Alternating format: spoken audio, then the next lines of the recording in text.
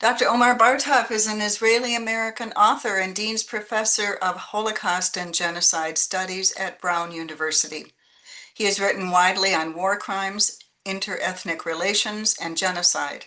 Recent books published in multiple languages include Anatomy of a Genocide, The Life and Death of a Town Called Buchach, which won the National Jewish Book Award, and Genocide, the Holocaust in Israel-Palestine, First-Person History in Times of Crisis, named Choice 2024 Outstanding Academic Title. I hope the book is also outstanding, Omer. It's an interesting prize. Bartov's essays and commentaries have been widely featured in national and international magazines and media outlets. His new book, Israel, What Went Wrong, will be published in the spring of 2026 by FSG in the US and Penguin Random in the UK, as well as in several European languages and in Chinese. I presume that's Mandarin.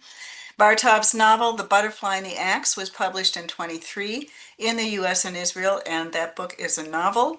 It is available at independent bookstores as well as on Amazon. And I first encountered you, Omer, when you spoke on Democracy Now! I was driving somewhere, and I'm so glad I tuned in because I heard you speak and I said, we have to get Dr. Bartov as a speaker. So I am very grateful that you accepted our request. Welcome to the Middle East Peace Now Forum. I'll give it on to you. Well, thank you very much for this very kind introduction, and thank you to all those who joined us.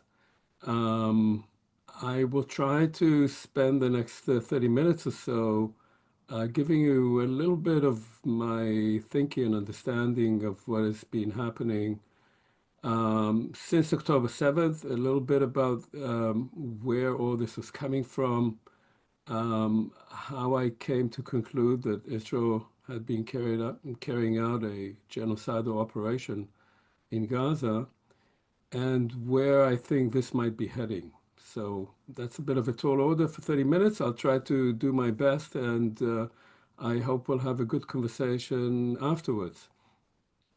I'll start by saying that in early November of 2023, I published an op-ed in the New York Times in which I described what had been happening since October 7th, that is, for the previous 4 weeks or so, as a series of what appeared to be war crimes and crimes against humanity by the Israeli Defense Forces, by the IDF. And I explained what I believed were the differences between war crimes, crimes against humanity, and genocide. The article was really written to warn that if Israel continued its operation, which by then it killed over 10,000 Gazans, the majority of whom were civilians, then it could devolve into genocide. The one reason that I was worried that this would become genocide was not only the fact that so many people had been killed and that there had been apparently so much indiscriminate bombing and then use of artillery, tank, shellfire, and so forth, but also because immediately after the Hamas attack, which itself must be described as a war crime and a crime against humanity, in which murdered about 800 civilians, Israeli civilians, most of them Jews, not all of them. Some were Arabs, some were actually not Israeli citizens, but foreign workers.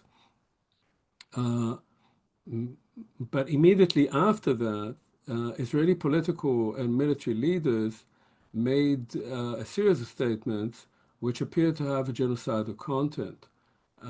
Most importantly, perhaps, was a statement that was made by the then Minister of Defense, Yoav Gallant, which spoke about where he declared there would be, they will have no water, they will have no food, they will have no power, they are human animals and they will be treated appropriately.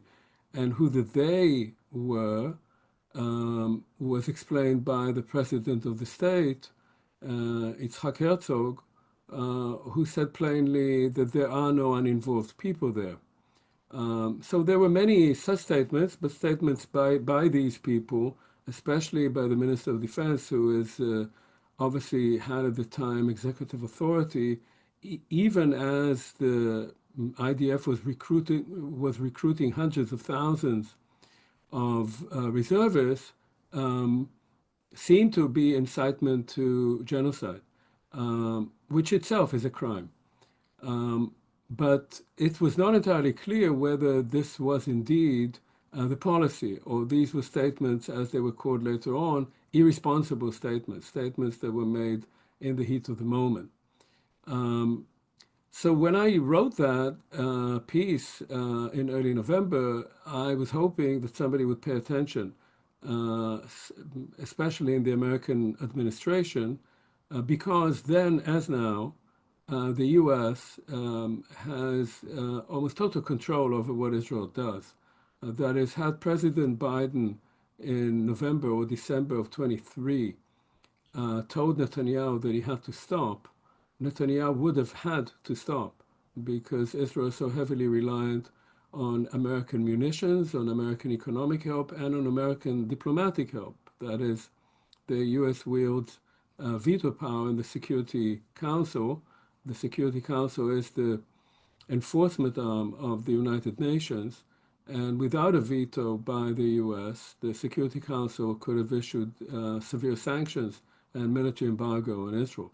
But none of that happened, and Israel continued in its operation, and by May of 2024, so about half a year later, I came to the conclusion that it was no longer possible to describe what Israel was doing in Gaza, but as a genocide, as an attempt to make Gaza entirely uninhabitable for its population. The reason I thought about it at that point in May was that in May, the IDF wanted to move into the last remaining city in Gaza that it hadn't moved into, and that was Rafah on the southernmost border of the Gaza Strip, on the Egyptian border, and in which at the time there were about 1 million people. About half the population of Gaza was concentrated there, because large numbers of people are being displaced from their homes on orders of the IDF, warning them that if they did not leave, they would end up being in an area of operations and might be killed. Of course, once they left their homes, those homes were destroyed. And so when the IDF wanted to move into Rafah, it ordered the population to move out again, and the population moved to Al-Mawasi, to the beach area in southwestern Gaza, which had no humanitarian infrastructure whatsoever. And then the IDF moved into Rafah and destroyed it, so that by August it was gone.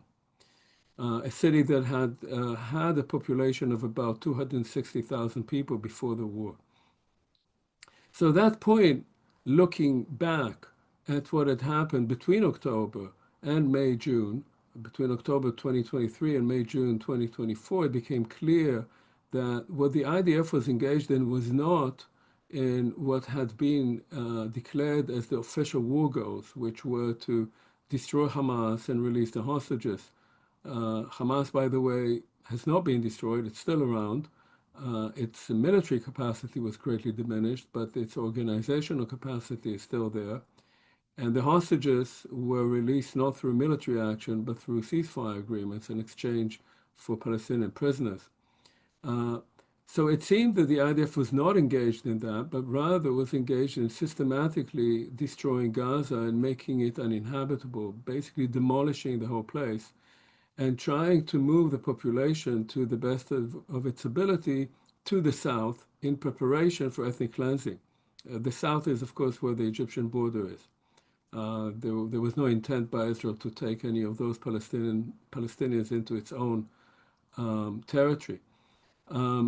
And the destruction was not only of houses, but it was also of infrastructure, of water plants, of power plants, It was also of educational institutions, of universities and schools, of museums, of archives, of agricultural areas, so that the population, even if it were to survive this onslaught, would find it very difficult to put its life together again.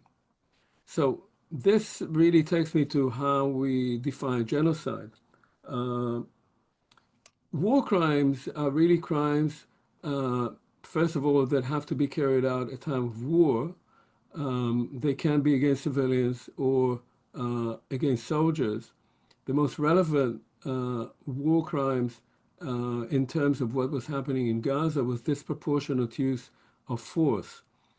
Disproportionate use of force is disproportionate to the particular military goal of any particular operation, so that if you drop a 2,000-pound bomb on a school, which is being used to shelter displaced people that had come there because you, as the military, had ordered them to come there, and you drop that bomb because you believe that underneath there may be 3 or 4 Hamas operatives, your enemies, and in the process of trying to kill those operatives, you kill 100 civilians, that could be seen as a war crime because it is disproportionate use. That is, the number of civilians you kill in order to kill your enemies is much higher than would normally be seen as reasonable. And there were many of those. Much of the killing throughout that war was precisely this kind of disproportionate use of munitions.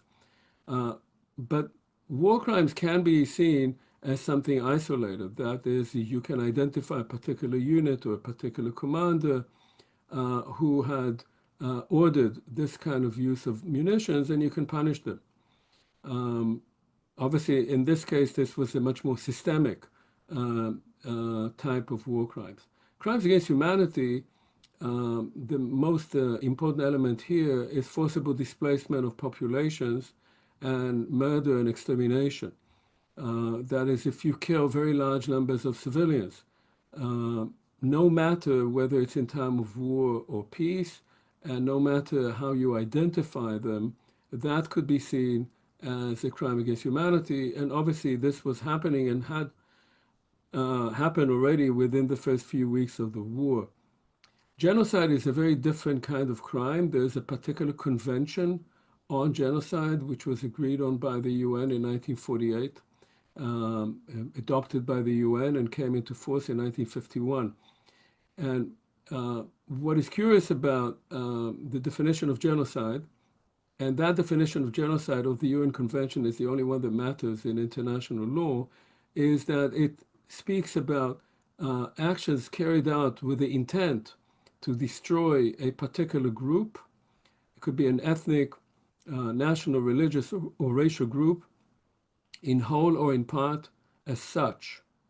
That is, that the actions are carried out with an intent, and that intent is not to kill people as such, but to carry out actions whose goal is to destroy the group, so that members of the group may survive, but the group as a group will no longer exist. At least that's your intent.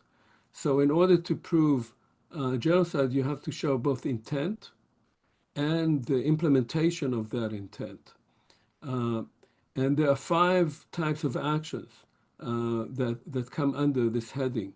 And one is killing members of the group, and obviously in Gaza, large numbers of people were killed. The sort of minimum, the conservative estimate is about 69,000 who were killed, the majority of them civilians, up to 20,000 of them are children.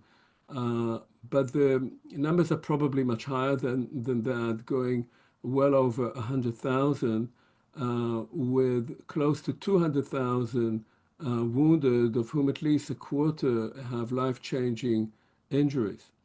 The second is creating conditions calculated to bring about the destruction of that group in whole or in part. And of course, the conditions created in Gaza are so dire that they have had huge impact on the health of that population, and large numbers of people have died, so to speak, indirectly because the entire medical system was destroyed and because there was severe lack of food and clean water. The third has to do with causing severe physical and mental harm to members of the group. Again, so not necessarily directly killing them. And we know that certainly in the case of children in Gaza, children, people under 18 are about half of the population. The harm has been very severe. And this is harm that for those children who will survive and have survived what went on there will accompany them for the rest of their lives, both mental and physical. And I can't go into all the details now, but we can talk about that. The fourth is preventing births in the group. And as various reports have come out, perhaps most interestingly by the Israeli branch of Physicians for Human Rights, there was direct, deliberate action not only against fertility clinics, but also, as we know, because of the conditions created there, there was a rise of something like 300% in miscarriages since October 7th.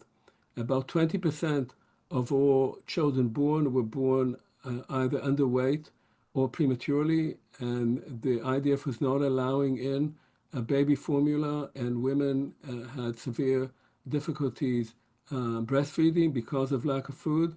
And there were no clinics to take care of children who needed that. So the estimates of child mortality are very high.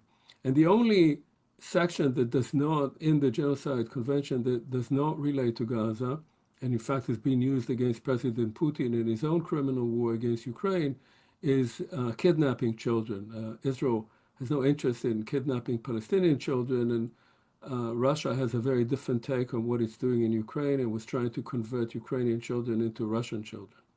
So I would say that for me, by June 2024, it was clear that what Israel was engaged in was a concerted attempt to ethnically cleanse the Gaza Strip, to make it impossible for people to live there and to try to push them out.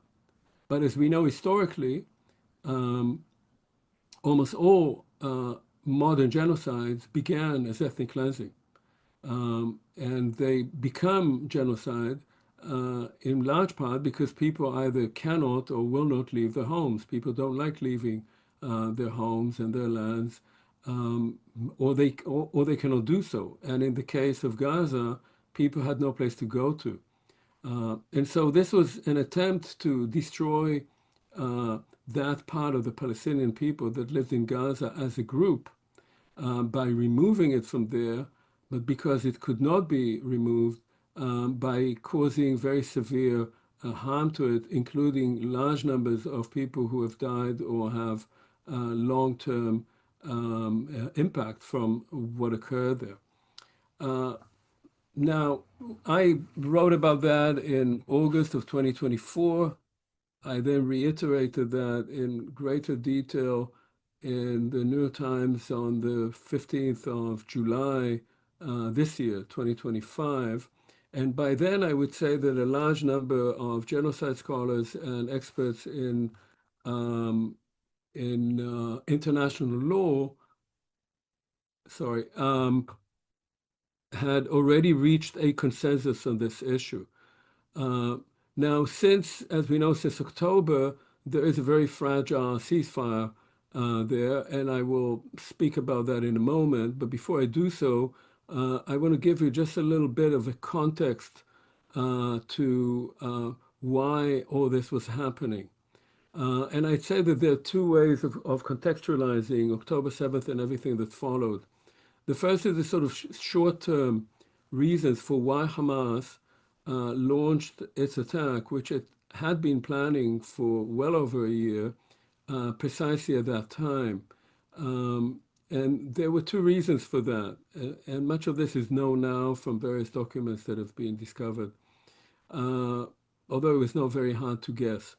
The first is that Israel was undergoing, since Netanyahu formed his government in late 2022, Israel was undergoing what was called a judicial overhaul. In fact, it's an ongoing attempt by the government to change the rules of the game, of the political game in Israel itself, and to greatly weaken the Supreme Court and to give the executive largely unlimited powers.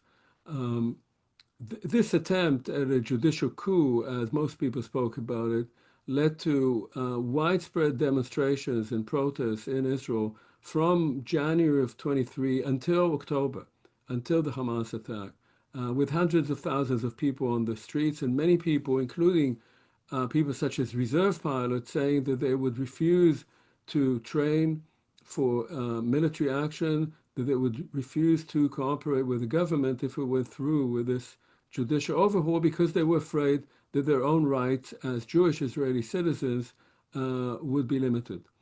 And Hamas was looking at that, and it appeared that Israel was really breaking apart at the seams.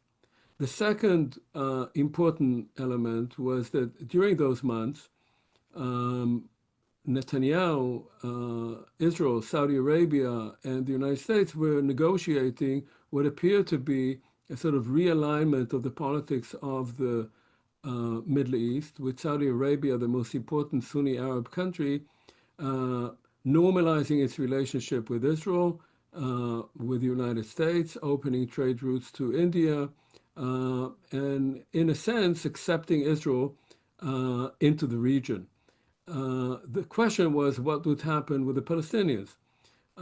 For many years, Netanyahu had argued and persuaded the Israeli public and much of world opinion that the Palestinian issue, meaning the occupation of Palestinians, could be managed, that there was no way to resolve it, we just have to manage it.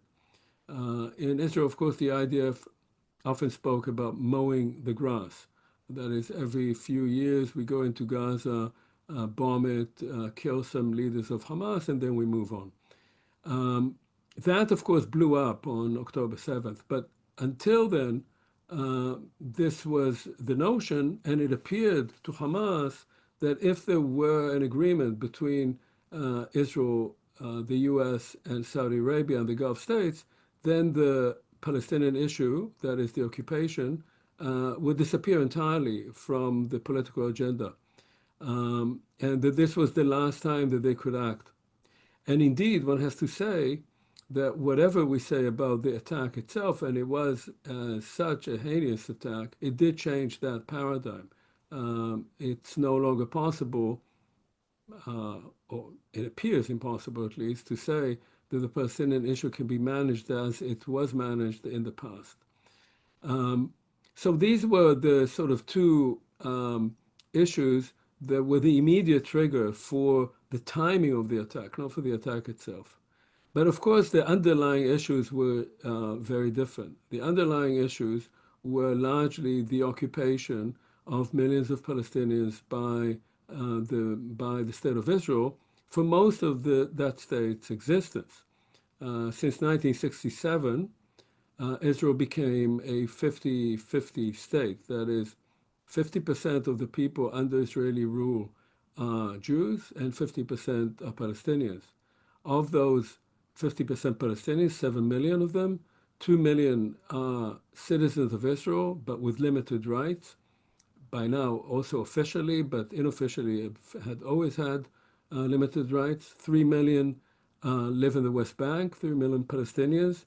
They have no rights at all. They live under military rule, arbitrary military rule, and under a system of apartheid where Palestinians live under one system of laws, military laws, and the Jewish population, there's 650,000 in the West Bank and East Jerusalem, live under Israeli rule as extraterritorial citizens.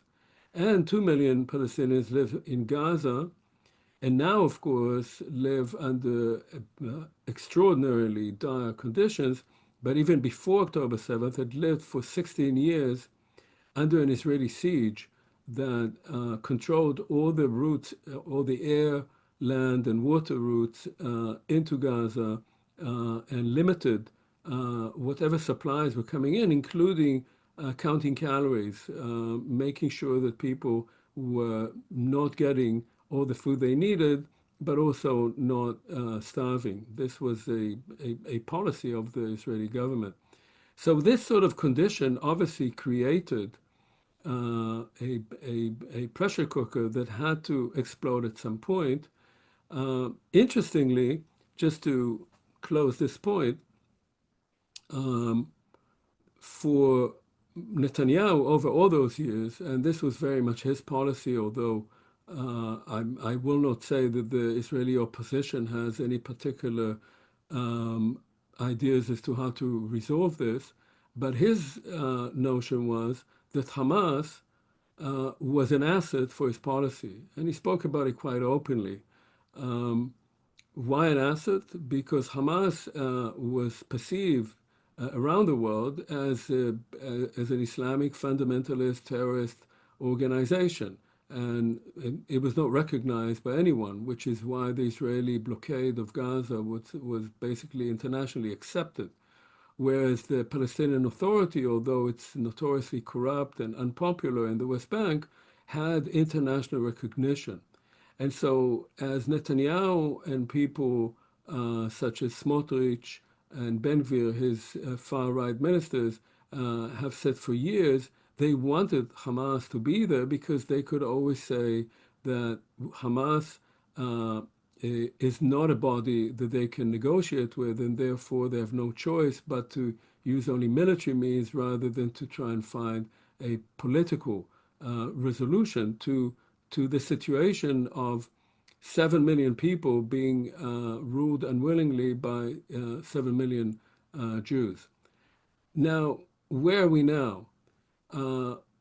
So President Trump twice forced Prime Minister Netanyahu into a ceasefire. First, when he was just coming into office in January of 25.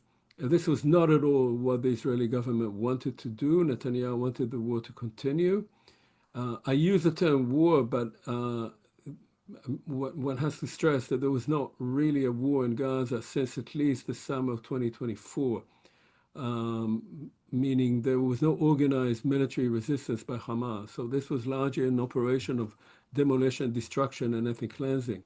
But Netanyahu was forced to stop the fighting in January of 25 by President Trump. That led to a large exchange of prisoners.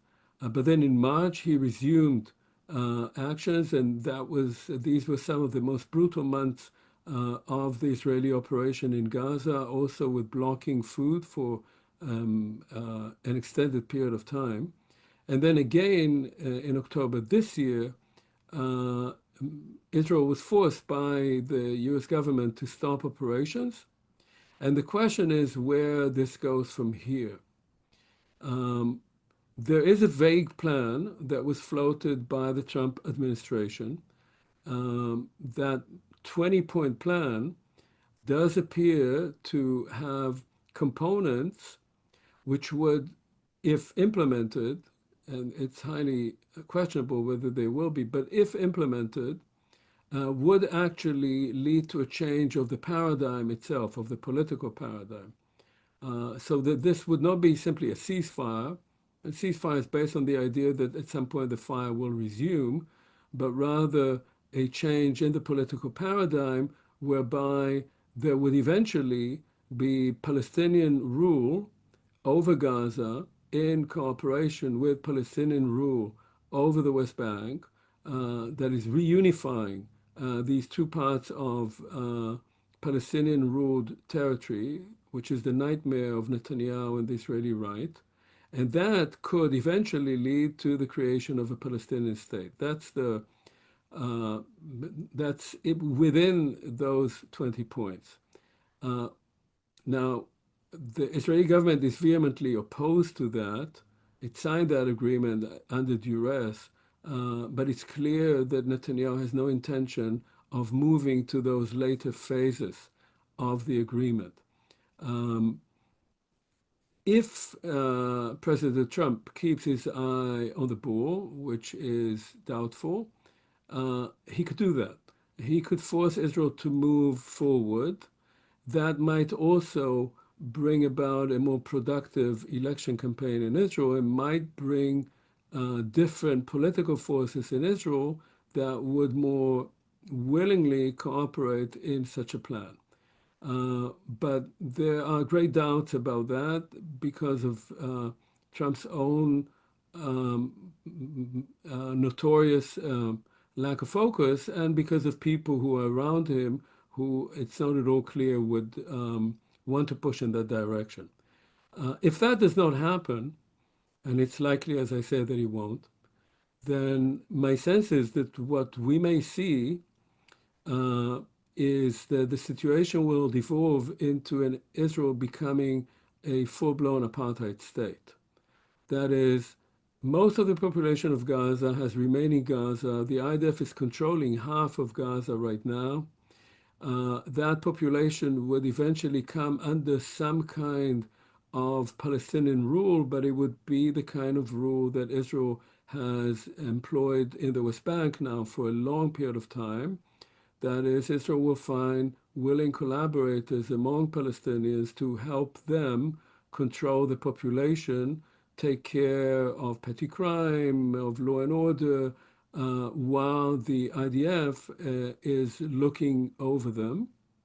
Uh, the violence in the West Bank is constantly increasing. There are now weekly pogroms in the West Bank. There's creeping ethnic cleansing in the West Bank. Large numbers of people have already been killed since October 7th there, and many communities have already been completely erased. In the West Bank, 40,000 people have been displaced in the northern part of the West Bank, and that would, without any American engagement to stop this, would mean that this kind of apartheid would creep also into Israel itself. First of all, targeting Palestinian citizens of Israel, so-called 1948 Palestinians who are already under very severe pressure in Israel, and targeting also those diminishing numbers of opponents of the Netanyahu regime and of these policies among the Jewish population. The rule of law in Israel is already eroding as we speak. That would make Israel, in the sort of short to medium run, an apartheid state, an authoritarian state, a kleptocratic state, which it is already, and a theocratic state with the rule of the religious increasing as we speak. As such, I think he probably doesn't have a long lease of life on life, but the question is, what would happen then? I think he would lose support from its Western allies and also from the United States because it would become less and less of a strategic asset. I think it would lose support from Jewish communities around the world because Israel has become by now the main excuse for anti-Semites around the world, and real anti-Semitism, unlike that alleged by those who wanted to silence protests against Israel, real anti-Semitism is actually on the rise, and Israel is a good excuse for those circles. So this is the likeliest direction. There is a different one, and I'll just say a couple of words about that because I'm sort of engaged in that and I want people to know about it. Not because it's anything that's going to happen anytime soon, but because we need to fight for it. And I'm among some people who are trying to promote knowledge of this alternative plan also in the United States, where it's generally unknown. That is what's called the Land for All, and all of you can Google it and see under A Land for All, you will get a fair amount of information. It's a plan for a confederation, which concedes that the so-called two-state solution by now is totally defunct. It cannot happen because of the mix of the populations And it also accepts the fact that those 14 million people who live between the Jordan and the sea, Jews and Palestinians, are not going anywhere, and that no plan to make them leave will succeed, not by persuasion, not by bombs.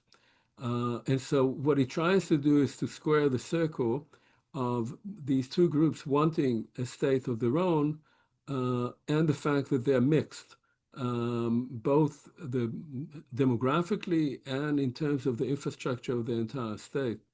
And so what it uh,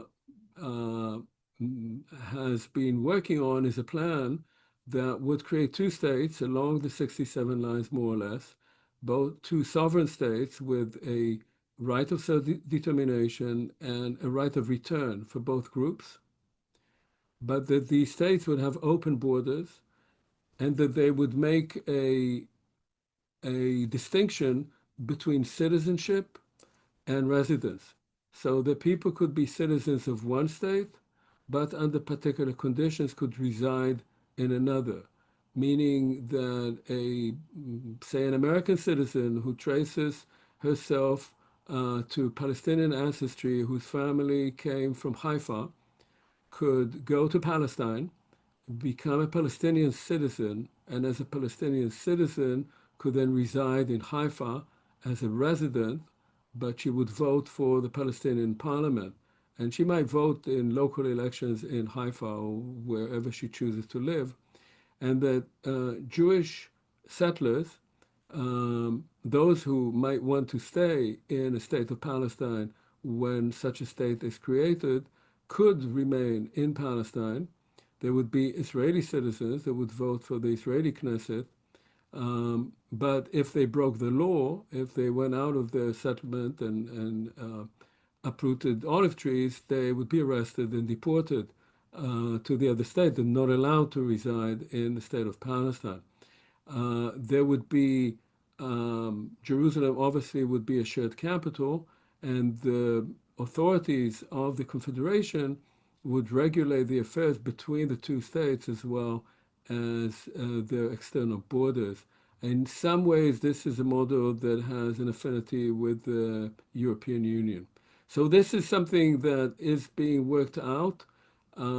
Interestingly, there was growing interest among Palestinians in the West Bank, especially, and Jews in Israel and Palestinian citizens of Israel in this plan just before October 7th. There was growing support for these ideas.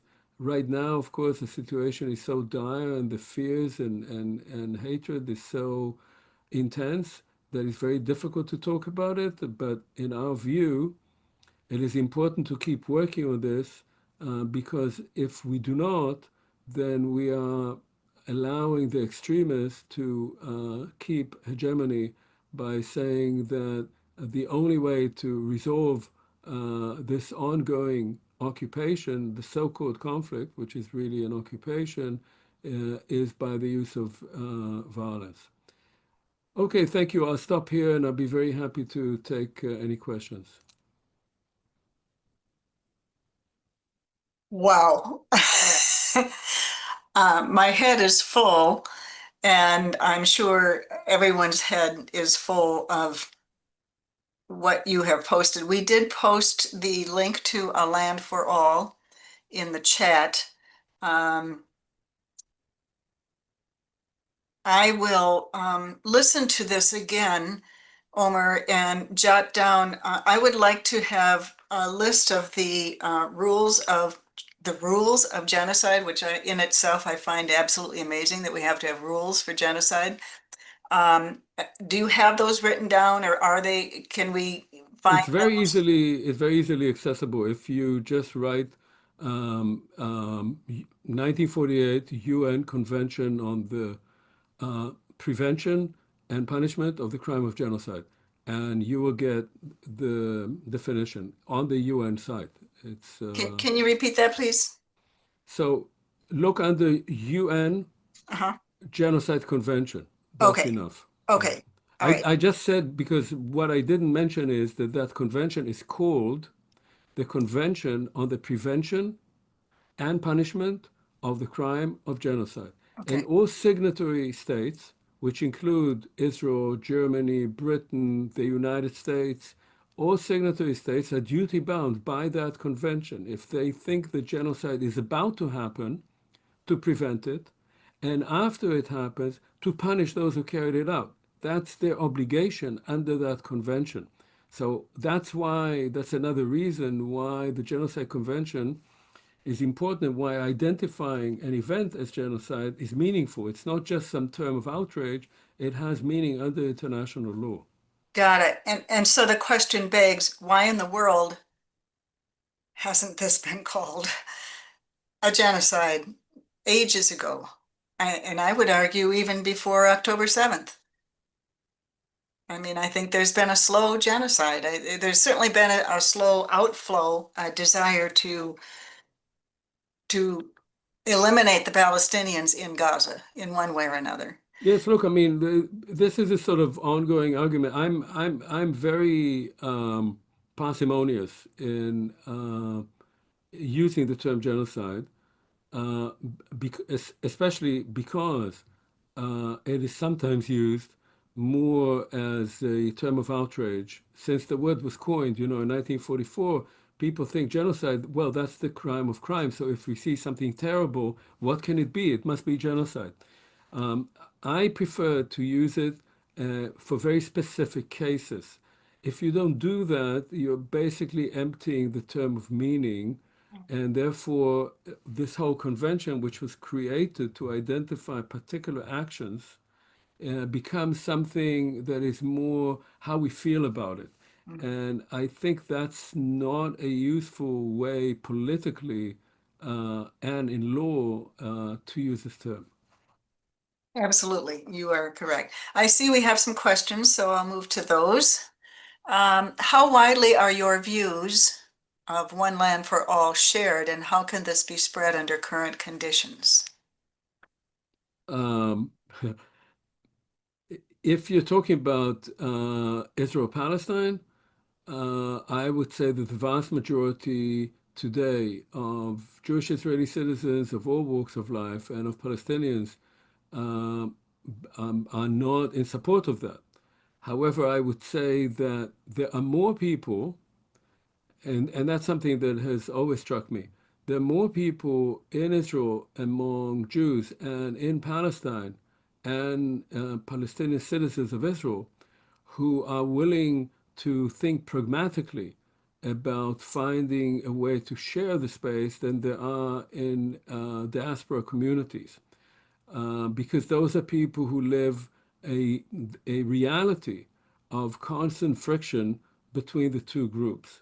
And so one thing that I found very interesting is a recent poll that was conducted, which showed that, and it's both among Palestinians and among Jewish Israelis, that found that if you ask people right now what sort of future they would like to have, most people would like to see the other group disappear. Somehow that it'll go away.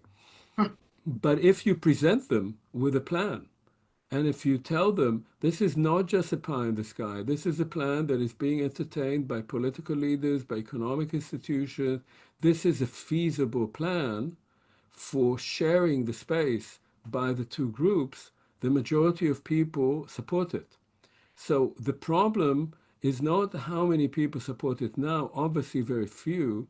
The problem is to find the political, also intellectual and academic and economic elites that would show people that it's feasible, that there is a path towards it. And if people see that, most human beings would like to know that they have a better future and would like to know that their children have a better future than the life that they're living. And if you offer that to them and tell them it's realistic, we can actually do that, then people will give it a try. So that's the point at which we are now. And, I want to remind people that although the situation now is absolutely horrendous, uh, and one cannot forget about the genocide, and that genocide cannot pass with impunity, people have to be punished. There has to be accountability. We have to remember also that there were situations like this in the past. If you think of Europe after 1945, there were many people in the world who said, well, these Germans, we should just destroy this country. We should just make it into an agricultural country. Germans have no right to exist anymore after they murdered millions and millions of people, not only Jews, but Russians and Poles. Uh, and yet, cooler heads said something else. They said if we let this continue, everything will come back. The And Nazis it will come did back. after World War One. Exactly, exactly. And so the response was the Marshall Plan. And the Marshall Plan cost a lot of money, but it was actually a pretty cheap way to make a new Germany, to facilitate the creation of a new Germany and thereby of a new Europe. And nobody in 1945 could have imagined that Europe would look like what it is today. So, in that sense, you always have to begin at the lowest point when people have no tolerance for each other, but they have to understand that they do live in the same space and they have to find a way of sharing it. Let's hope that happens. On to the next question. Under international law, is there a difference between an occupying state committing war crimes and crimes against humanity and an occupied leadership committing such acts? Oof. Yeah, I think I understand it. Look, the main distinction is between uh, war as legal and illegal war, and the only legal war is a war of defense, right? So if you attack another country, that's illegal. That's a war of aggression. That's not allowed. If you are attacked and you defend yourself, that's allowed. However, whether the war is legal or not, you can commit war crimes. You can fight a legal war, a war of defense, and commit war crimes. And so, in that sense, war crimes are independent of whether the war itself is legal or not. In the case of an occupation, the occupation is illegal, right? The the occupied, even by international law, occupied populations, especially if their goal is self-determination, have a right to resist. Resistance is legal, but they have no right to commit crimes. So Palestinians have a right, and I would even say an obligation, to resist the Israeli occupation. They don't have a right to rape. They don't have a right to murder all people. Uh, Israel can claim, and claimed initially, that what it was doing was a war of defense. Now, it's complicated because it's officially also the occupier of Gaza. Yeah. But even if it is a war of defense, that does not give you a right, and even if Hamas carried out crimes, that does not give you a right to commit crimes. You cannot justify genocide with genocide, crimes with crimes. And that's in all laws. So, in that sense, both sides were in fact engaged in crimes. The difference is that Israel has vastly superior powers. It could and did indeed destroy Gaza, whereas in the case of Palestinians, they actually have a right to resist, but Hamas did carry out crimes, and I actually wish that the leaders of Hamas had not been assassinated by Israel, but had been arrested and brought to trial, just like Israeli leaders who have not been arrested that should be brought to international courts. Thank you. There is a comment in the chat. William Mitchell School of Law, which is here in St. Paul, supports the organization World Without Genocide and offers lectures and courses. Ellen Kennedy is the animator. So that's a comment for those of us who live in the Twin Cities. And back to the Q&A. Ask all three of these together. Here are the three. Is the one state solution, oh, you know what, before I do this, I wanted to comment about a land for all. Is this in any way, I'm sure you know who Jeff Halper is. Um, with his premise that it should be a one-state solution, and he has written a book about how that might be laid out in a just and equitable way. Are you familiar with his? Yeah, yeah, and also, Avrom Burg is supporting that idea. Look, I mean, I, I think the best thing would be one state with all citizens of that state having equal rights. That's obviously the best thing. That's what we would all support. The problem is that you need the population to want that too. And I don't think that we're there yet. I think that one way to get to one state would be a confederation. That if there were a successful confederation over time, people might say, well, why do we need two states? We have a Palestine and we have an Israel, and there are two small countries. Maybe we can become one state. This was a kind of trajectory that you saw in part with the EEC and then with the EU in Europe. People did want to keep their national identities, their languages, their traditions, their culture. And although they're all Europeans, the French are French and the Germans are Germans. But they feel increasingly over time, they started feeling that they are Europeans. And as Europeans, that's an overriding category. So I think it's possible, I think it's desirable, but I don't think most Jewish Israelis and I don't think most Palestinians right now want one state. Jews would be afraid that they would not have a Jewish majority state, which was always the goal of Zionism, and Palestinians would fear that the Jews would dominate, whatever their numbers are, because they are economically and technologically far superior. So that's why you could think of the Confederation really as a transition potentially to what might become in the future one state. Thank you. All right, on to this three bullet issue. Is the one state solution related? Well, there it is, to Jeff Halper's book. I didn't even read that yet. We sound think alike. A second bullet, could you comment on a one state solution as suggested by such as Jonathan Kutab for versus a land for all?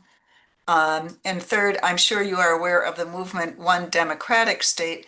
Can you talk about the differences between a land for all and that movement? So obviously you've addressed some of that in my question. Yeah, I think I did. I think Are you familiar with Jonathan Kutab's yes. I mean, I've spoken with him. I heard him talk about it.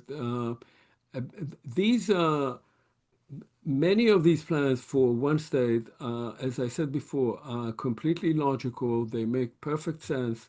Uh, I would say that uh, they're not realistic. They may make more sense to Americans because the United States is not really a nation state.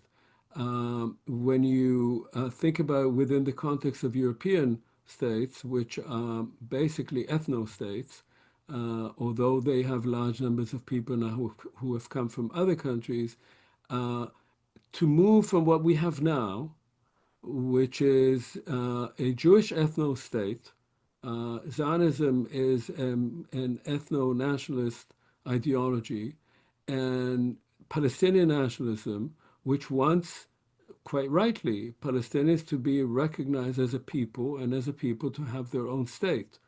To tell those people that they have to be in a state that is neither one nor the other, that is a democratic state, an equal state, but that does not have either Palestinian or Jewish national identity, I don't think that's going to wash right now. I may be wrong. I would love to see evidence to the contrary, but that's my own reading of it. And I think that's what a Land for All really tries to respond to. Thank you. Onward. I'll ask these 2 points together as well. Would an Israeli government on the left be open to a land for all? I think maybe you've answered it sounds like nobody will for a while. Are Israeli Jews a part of promoting a land for all? Are they involved in the movement? And I have the link up, but I have not looked at it, so we'll probably have the answer in there.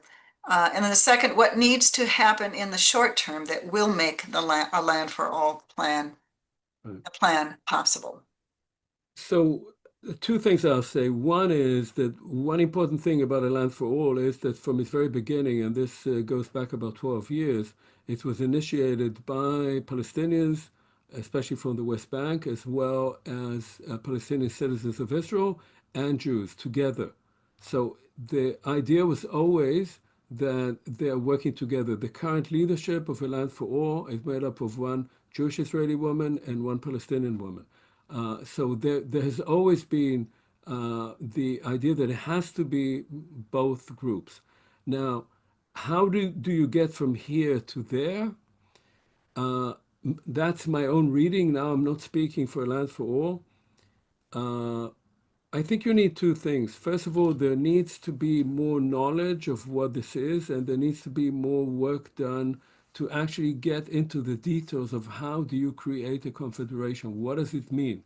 Where are the roads? Where are the controls? What are the issues of security, issues of economy, issues of transitional justice? All of these have to be talked about, and I'm actually hosting a meeting at Brown, I think in the spring. We're working on the timing right now to get at all those issues and to bring it to larger public view in the United States. But uh, changes will not happen simply from within. I don't think that in Israel and in Palestine there's now the internal dynamic to produce them. There are people. It's not the left. There's no left anymore. But there are some people who support it, but they're very small numbers. I think that the only way to tilt the entire conversation politically to a new political paradigm will come only under pressure. And that pressure has to come first and foremost from the United States. I've said that in various places. I think that Israel needs shock treatment. And October 7th was not that. October 7th brought out all the demons in Israeli society, in Jewish Israeli society. So there has to be massive pressure on Israel. We saw, as I said, the US can do it if it wants to, because Israel is highly dependent on the US. But there needs to be political will in the American administration, whichever it is, to bring about that change. And that will allow these forces, these more moderate forces that are looking for another path to emerge, both among Jewish Israelis and among Palestinians. And that means that American citizens have to put pressure on their own government to change the course. And our representatives need to snub their nose and ignore the money that pours in from APAC. Yes. And Yeah. I think some of them are. I think actually Yes, some of them are actually changing. the list is slowly growing. You are correct. There was good news yesterday in terms of the bill that has been presented to call it genocide and move accordingly. So there's Right. movement. Um, do you get backlash from suggesting a one-state possibility? Probably yes. Yeah, well, as I said, I'm not suggesting a one-state possibility. I'm Yeah. suggesting a two-state possibility. But I get a lot of backlash. But most of the backlash is not on that. Most of the backlash is because I've called what Israel is doing a genocide. And so, yes, I'm called all kinds of names that I may not need to repeat here. Have you had official backlash from Brown University to pull back? Brown University has had my back. And I know that there's been pressure on Brown University, not simply for what I'm saying, but for classes that I'm teaching. Uh, I'm not paying any attention to it. Uh, but look, I mean, I'm not typical. I think many people feel the pressure, and the pressure is having an impact on them. I'm old. I'm about to retire. I'm Israeli. I was in the IDF. I've written extensively on the Holocaust. When people call me an anti-Semite and a capo, I mean, I don't really pay attention to that nonsense. But if you're younger, if you're on tenure track, if you're not Jewish, if you're Palestinian, and you are being attacked as an anti-Semite, that has an effect on you, and it may have an effect on your career. So I'm not personally affected by that. I think I've lost friends. I don't know how many in Israel, certainly, uh, but um, but I'm not typical, and this has to change, and it needs to change from the faculty. Members of the faculty in general, I'm not talking about Brown, but the members of the faculty in American universities, I've heard just the other day all kinds of stories about people who've been intimidated, fired for all kinds of extraneous reasons. And the faculty have to stand up for their rights because the problem here is, and that really has to be understood, that while we are talking about Israel Palestine and all the horrors that are happening there, these allegations of anti Semitism that had all this chilling effect on students and faculty and other people in the country are not only about that, they're really about changing the nature of speech and the nature of the university in the United States. And if faculty members who are relatively protected do not push against that, then they will wake up to a very, very different university system. It's like the frog being put in the cold water and the burner is turned on. Yeah. Next. It seems so obvious that this is genocide. I'm less disappointed in US Republicans and Trump than I am in the Democrats, well, yes, who pretend to be outraged but don't do anything. And when it's all over, they will claim they were always against this. What do you think it would take to get Democrats to get off their butts? Well, I don't really have an answer to that. I would just say that politicians, respond to elections, and it is their electorate that has to put them on notice. And if enough people were to put them on notice, and to some extent that happened in the last election. I mean, I was just a few days before the elections, I was in Michigan, I was giving a talk, and the people I was speaking with were obviously not Republicans, and they all said unanimously that they would not vote for Harris. They were adamant about that. They were not voting for Trump, but they would not vote for Harris. And for them, certainly in Michigan, Gaza had a lot to do with that. So, it's not only the Democrats, it's the people who vote for the Democrats. It's all of us who need to put more pressure on them. And again, it's not only this. It's not only the genocide in Gaza. It's we can't get into all of this, but uh, the Democratic Party in many ways lost its constituents uh, in large part because it does not talk to their own concerns. It has itself removed itself from the concerns of many of its voters. And if it does not focus again on domestic, social, and economic issues, it will keep losing and it will deserve to lose. That doesn't mean that the other side should win, but those people, if they don't focus on what is hurting people at home, quite apart from the support for Israel, they will never come back to power, and they don't deserve to. Yep. Um, could you elaborate on the situation regarding allegations of anti-Semitism at US universities? I think you've done this, but and corporations today, what is real and what is a tool? I think you answered this. Being used to justify actions against people who are anti-Zionist. Do you want to say anything more about that? Well, the only thing I'll say is that one thing that really worries me is that the use of these allegations of anti-Semitism to silence speech. Uh, on the one hand, as I said already, this is of course an attempt to silence particular type of liberal speech altogether, but it will have another backlash effect, and it's beginning to have it already. It will actually give rise to more anti-Semitism because people will argue, and if you go to all kinds of internet sites, you will find it there, uh, as well as in Europe. People will argue that this is Jewish power.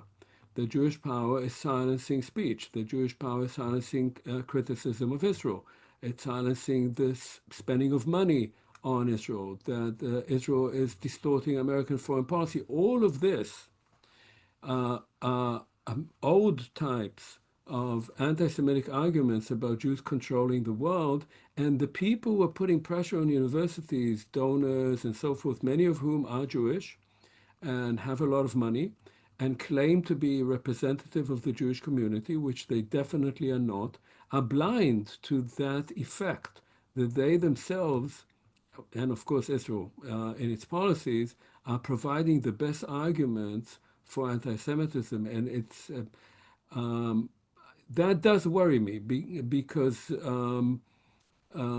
this ties in well with the kind of populist policies that we see in this country, that we see in Germany, in France, in Italy, in Britain, in the Netherlands, in many, many other countries. And people should watch out and not think that if they made billions of dollars, they actually understand anything beyond how to make money.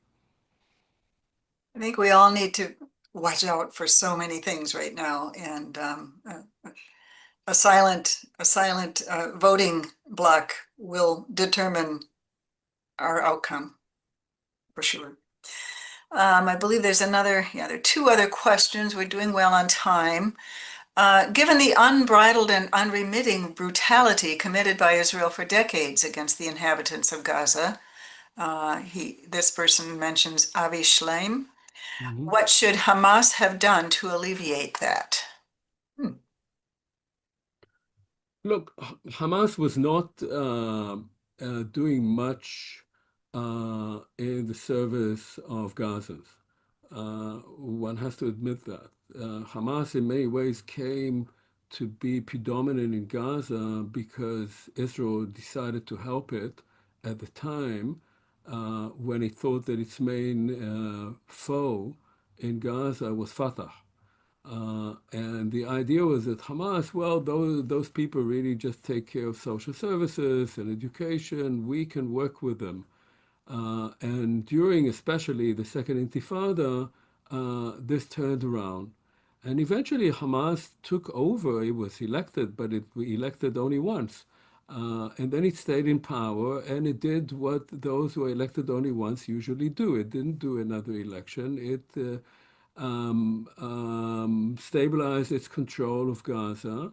I don't think it was particularly good for the population there. Certainly not for women, certainly not for education. Um, so what could Hamas have done? I, I suspect that had there been elections there, people might have wanted someone else, but they were not given the choice. And it's the same thing, by the way, with the PA, which hasn't had elections for God knows how long. It's the same dynamic of taking over power and then wanting to keep it and becoming increasingly corrupt. The one thing that Hamas did accomplish was that it used its notoriety to create a pretty potent military fortress in Gaza. And it used its particular position vis-a-vis Israel, the fact that Netanyahu wanted Hamas there to get a lot of money from Qatar, which was being handed over to it by Israel in big sacks of money. And it used much of that money to build a very elaborate tunnel system. So, in that, it was good. It was good in training its troops. It was good in being able to launch a military operation that the IDF never dreamt they would be able to do. But it was not good for the population. And the destruction of Gaza is in part also because of Hamas. And one has to face up to that. And I've heard people trying to, and I think that's a very unfortunate exercise, trying to sort of clean up the act for Hamas and say, no, all those people on October 7th, they were killed by the IDF. It was all the honey bomb procedure and all that. And that's nonsense. This is not a good organization for Palestinians. And I wish that a different political space were to open for Palestinians a better representation, thinking of a better future for them side by side with Israel, not under Hamas. Thank you. There's time for one more question. How long can Netanyahu hold power and escape legal action for his crimes? Do you have that answer? I wish forever. Who knows? Listen, I mean, things change, right? Uh, he's uh, he will have to have elections, the latest next November. Uh, he's trying to rig the system. They're trying to pass laws that would make it difficult for non-Zionist parties, meaning Arab parties in Israel, to run for elections or to have representatives in the Knesset. They are doing everything they can, and they may succeed. His popularity is rising incredibly. So he may, and then again, his pacer may fail him tomorrow. We have no idea. What I would say is that if Netanyahu uh, exits the scene one way or the other, that does not mean that things are going to change dramatically. And anybody who thinks that would happen is wrong. But it's still very important because he has become so corrupt and he's been in power for so long that so many people are in positions that they owe to him that his removal may begin a very slow process of healing Israeli politics, just internal politics. Uh, but again, without major pressure from outside, nothing dramatic will change. There is no serious opposition in Israel. There's no serious oppositional political discourse in Israel. What I do hope will happen, and I hope to live long enough to see that, is that after Netanyahu is out of power and there's another government, and that government has to somehow contend with the crimes that Israel committed in Gaza, they will look for a scapegoat and they will send Netanyahu to The Hague because he won't be tried in Israel, that's for sure. Uh, and I would like to see him there. I think without that, um, um, Israel will never be able to come to terms with what it did, and without doing so, everything that I spoke about, a land for all and all that, will not be possible.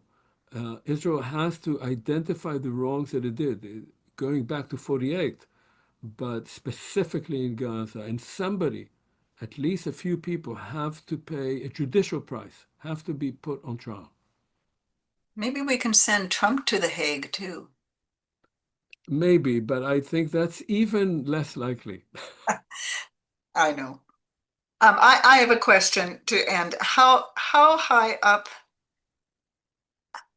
have you heard from people in US government? Have you that they have read your works, seen you on Democracy Now, whatever, and said, I'd like to talk to you about this. We on the board of Middle East Peace Now, and probably everyone who's been involved with this issue is like, why don't they talk to these people that we have as speakers who seem to, I mean, who know the truth? They seem to ignore you all. Is You there know, I any yeah. dialogue? I was asking that question at the time when these university presidents were being hauled to Congress, and instead of them calling the faculty and sitting with the faculty and learning something from the specialists who are at their universities, they went to the same law firm to give them some legalese claptrap and which obviously didn't wash at all. Uh, so no, I have not directly heard from anyone. Uh, I'm told that some people have listened or have read, but Where's the that's proof? all. But that's all I know. And you're right. I was actually trying to understand why, with Trump, I'm not surprised, but why Biden, for so long, surrounded by advisors, with the Secretary of State that he had with Blinken, why they got such bad advice. Who was giving them this advice? Because it wasn't coming from people like me. Um, and it was really bad advice. It was bad foreign policy advice. Of course, morally it was bad, but it was even domestically bad advice. Who was giving them that advice? So I think there is a culture of people who are advising. I suspect that quite a number of them sort of belong to the liberal, Jewish, partly Zionist American um, academics and other operatives. Um, and that they believe that those people were giving them the best kind of information. And that there is this group that is, I don't think that it's with Trump, or I don't know that it is, but I think in the case of Biden it was, and it was terrible advice. Uh, will it change? Maybe in a different administration, if Mamdani becomes president of the United States, maybe. Wouldn't that be something? Yes. Omer, we thank you. Maybe we can have you back sometime. Would you do it Sure. again? Sure. Yeah.